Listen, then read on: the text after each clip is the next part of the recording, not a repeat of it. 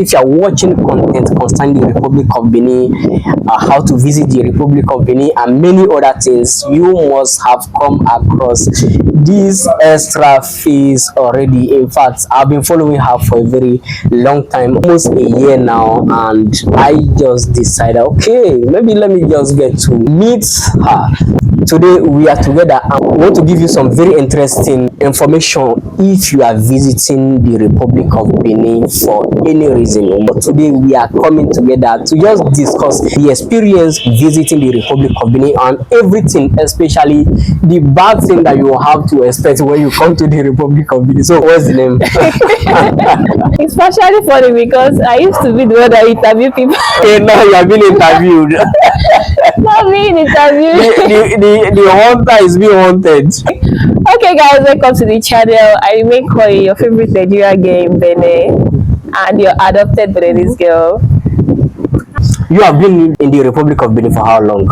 Like 3 years. Wow. What really inspired you to say, okay, Benin, where you want to stay? You didn't go to somewhere like Togo, Ivory Coast, and then maybe Cameroon? Actually, I think I choose Benin because this is the first country I've ever been to. Like, aside from being in Nigeria, living in Nigeria all my life. So Benin is just the first country. Immediately I thought of Nigeria, like Benin is just the first country I ever stepped my feet into. And the very first day, like the very first moment I crossed the Nigerian border, I stepped my feet into this country. It was just a love at first sight. Wow. I knew this is just a place I would love to be, I would love to come back to, and honestly, that was just it. Oh, so from what you just say now, you once visited the Republic of Benin before relocating to this place. Yeah. Okay. Did you stay for some time or you just come to do something and then went back?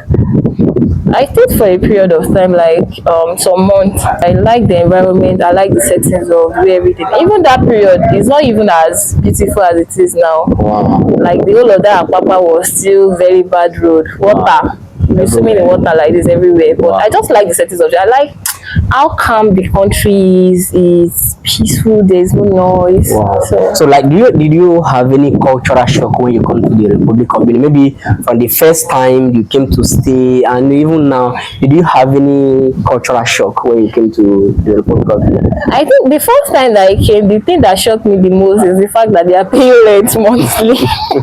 Then I don't think it was really an issue for me then because there I was still kind of higher than Sefa, so I didn't like, okay, the parent monthly is still affordable regardless, even if I still change money, like it's still affordable. Wow. Not now that everything has turned upside down. Wow. So I think that was the first culture shock, and the second one was the food.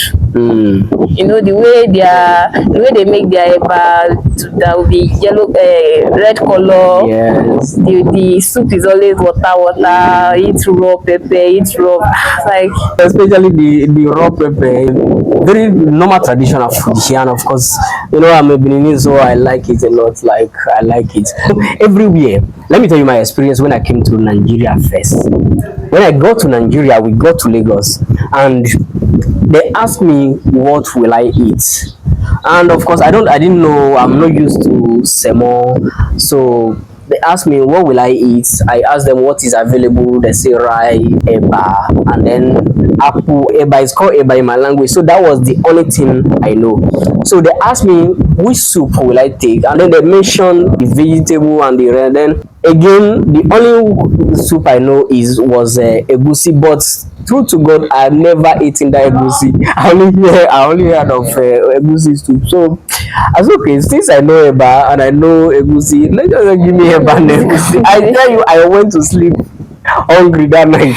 Though normally I don't eat eba, but that was the only thing available for me. So I think that was the first thing that was the first cultural shock for me in Nigeria. So I think it's normal, especially when it comes to the food aspects. I have someone in the UK. She said she stayed for hungry for like 1 week before she got used to their own food. But like, do you have anything like a shock, especially when it comes to the cultural practices, or like what cultural shock do you think people should be expecting, or like cultural practice that will shock them when they come to the? I don't think there's really any cultural shock because I'm a Yoruba. Okay.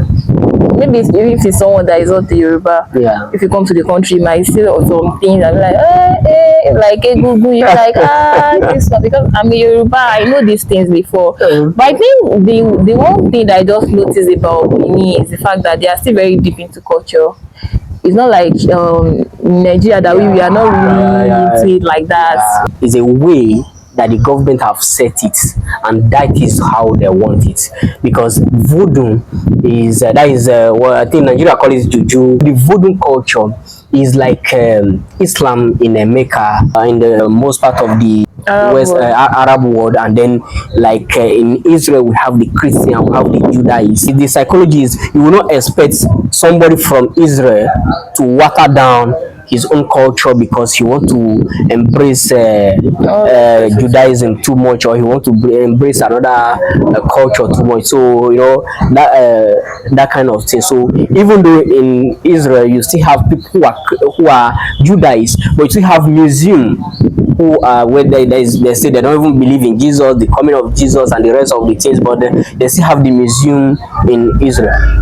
They still have those museum where Jesus was born, where Mary was doing this, where Jesus was baptized. And the last time I checked, I read in one book, if a minimum of was it 2 million people did not visit Israel for some kind of tourism purposes, it's like there was no rain that year. So it's just like no matter. So the culture is something that they want to preserve, so they don't want it to go away from the country. Follow even though other religion have been trying to do it, but the government was firmly about it.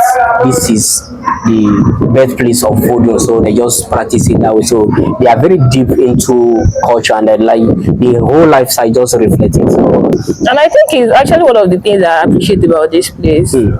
Because you know, that's our identity as an African. Yeah. We are not our identity, our forefathers. We are not Christian, we are Muslims. Exactly. So the only way, if you are saying someone is an African, you know that is the lineage that way we come from. Like they know this traditional stuff. Yeah. So allowing all other culture religions to take that away from us, it's just like stripping off us of our identity. Exactly. There is this speech that Talon made in 2017.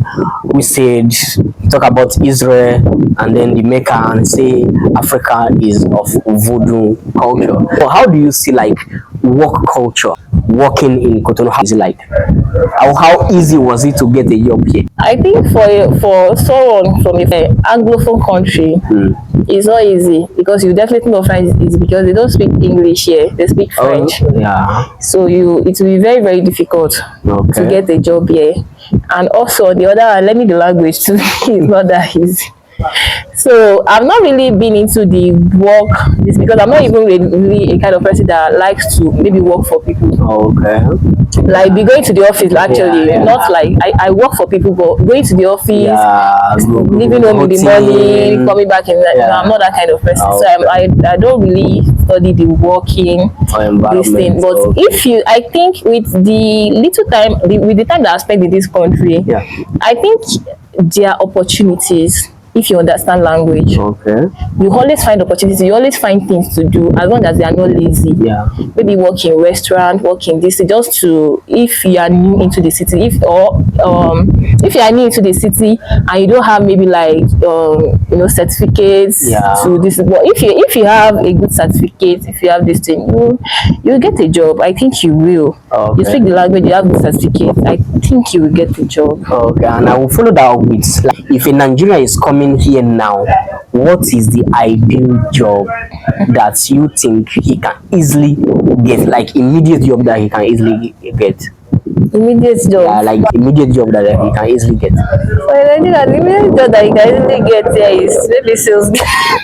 No, it's not bad. Maybe salesperson. Even salesperson said the way we employ you, because the customers I want to speak to said French. I think the job that me have seen that people easily get here, maybe as Nigerian, is in all these clubs, bars, restaurants. If it's in all these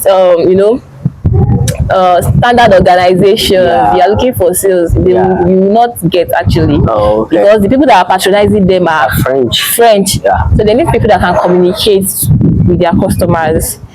So I think that's it. That's the only job that you can get. Okay, basically now, do you recommend that people learn basic French before they come to the Republic? Honestly, that's it. If you are not going into the business world, you are coming here to look for a job. That's why I tell my audience. Yeah. If you are coming here to do business, you can manage. Just get your business. It's just to know money.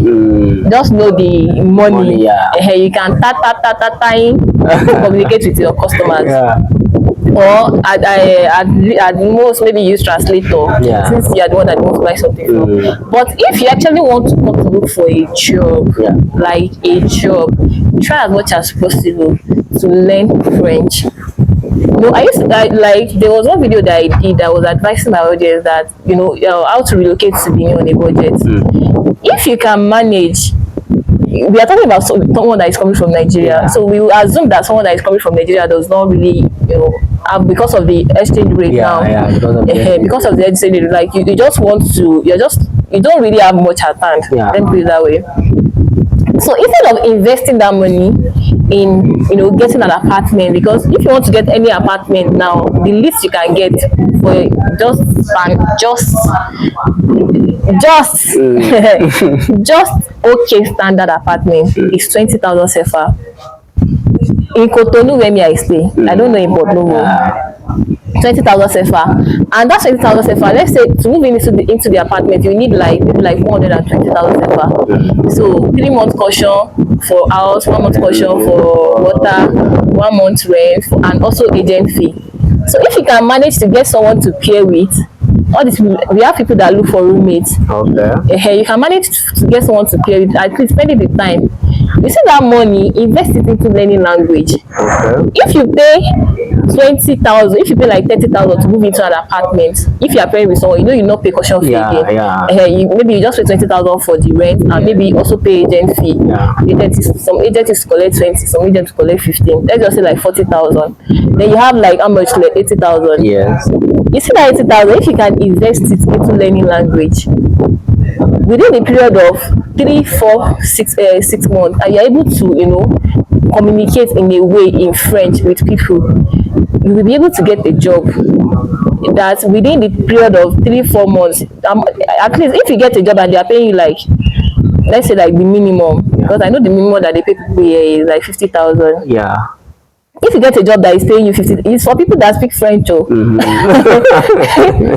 that speak French, if you get a job that is paying you 50,000, at least if you're able to do that job for maybe 3 months, you can recover. You can partly. You can recover. You'll be able to rent an apartment of your own for 20k CFA. Wow.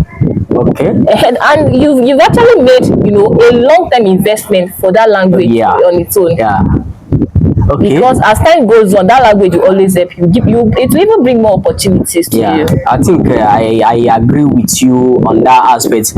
Let me give you an experience in Nigeria. When I came to Nigeria, like in school, all those school English, it doesn't work in Nigeria. Nigeria is the street one. So when I was going to Nigeria, the only English I had was open. Because when the police do for one, they will say open. So that one, I know that one in school. So when I get to Nigeria after my apprenticeship, I discovered that if I do not understand English, there was nothing for me. Exactly. Now after my apprenticeship, like 3 months after my apprenticeship, I don't have the money to even pay for any language. From 2015 even until 2019, I was reading 30 books in English every year. I was reading 30 books based on business, marketing, in fact, everything. So at the end, I know how to speak English to the best of standard. There is nothing that you can write, or there is nothing that I cannot write. From there, that was when I began to make all these Facebook ads. That is when I began to make all these Facebook ads. I can do content, written content. So I was using Facebook to learn how to write even. So those days you have to chat with people. I chat with them to make sure that I understand, I know how to write. They have dictionary and every other thing. So that was how I'm able to get job from like very standard people, like not all these swamp job. So that is how I'm able to get jobs. So language is everything. Brian Tracy, one of the author I read from a lot, said there is a link between making money and language anywhere you go. So I think that advice should be taken very, very serious. It's very important. Somebody will say 80,000 in Nigeria is more than 200,000 or almost, or yeah, is more than 200,000 already. I can tell you as a matter of fact, you will recover that money if you know how to communicate with people. So now I want to ask you now, what if you, like, somebody is coming now, he doesn't understand English, he doesn't want to spend that 80,000 on language, like, what business do you think that person can do to make sure that he gets on his feet very fast? The business that me I've actually seen that moves around, Yeah, is honestly just like selling groceries, okay, selling drinks. People here drink a lot. yeah. I don't know if you're in Portugal. I don't think you even see anything in Cotonou, but Portugal. Yeah, money. Oh yeah. Sincerely speaking. So If you can have a shop, you are selling drink, just forget about it. Yeah. Leave it to Beninese. Okay, so I think I will agree with you on that one. Yeah, I will maybe agree with selling you. fabrics, because Okay. people wear fabrics here, Yes, like yeah. all this Ankara and this thing. But in that aspect, another thing that I've noticed is Beninese like quality things. Whatever you are selling, you want Beninese to buy, except you are selling to people that are not Beninese. But if you want Beninese to buy it, maybe like shoes, fabric, outfit, make sure you are selling quality ones. They don't mind spending their money. Let me even give you extra tips. In villages, even in Benin, a woman doesn't mind to save money for a whole year just to buy 2 pieces of quality wrapper. I was in the village during Christmas, and then I have twins, so that was the first time my family got to see. And in my tradition, whether you are getting married, your family must put money inside. When you give birth, your family must give something to the children. That one by force, by fire, whether they have it or not. So I collected some of the wrapper they give us.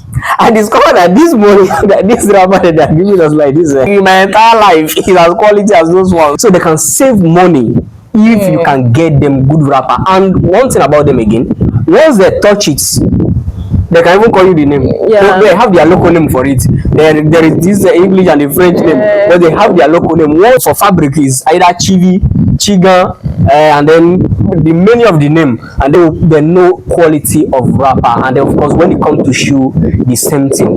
When you can give them something of quality, the only time Beninese will agree to buy a fabric for cheap is when they are buying for children on Christmas Day. That is the only time they will agree with you to buy, because they know they will just sew it and then it is off. Yeah. But when they sew their fabric, they want to wear it for many years to come. My father has a fabric, a trouser that lasted for him for 12 years. So the quality must be there. So I think that will work. And then when it comes to the drink also, many people have suggested to me, I always tell people I know how to sell. Yes, I know how to sell. If I decide to sell something, I will sell it. But you see that drink, I don't like it. So if I'm selling drink to you, it's like I'm killing you. So that is the reason why I don't subscribe to that idea of drink. But I still bring like all these attached jewelries. I bring from Nigeria and sell it. So those are the idea you should consider. Those are just And tips also, it will be very good if you know how to do things like hand job, like craft, all these crafts. You know how to do them. Honestly, it will be you find it kind of easy, because this one does not really need communication. It needs professionalism. Yeah. Like if you're good at what you do, you know how to do all this silly this, you know how to do POP. Your client is not interested in, as long as you can manage to just put the communication together. That's not what is interested in. You do the job very well, and you are able to understand what the person is trying to pass across to you. In one of my videos, I advise that if you are someone that has all this and you know how to do all this craft, it's good for you to work with Beninese people. Just look for people in that circle that are Beninese that are doing that job. Work with them for a little period of time for you to know your way around it, know how it works. Because the way we do things in one place is different from the way they do it in another place.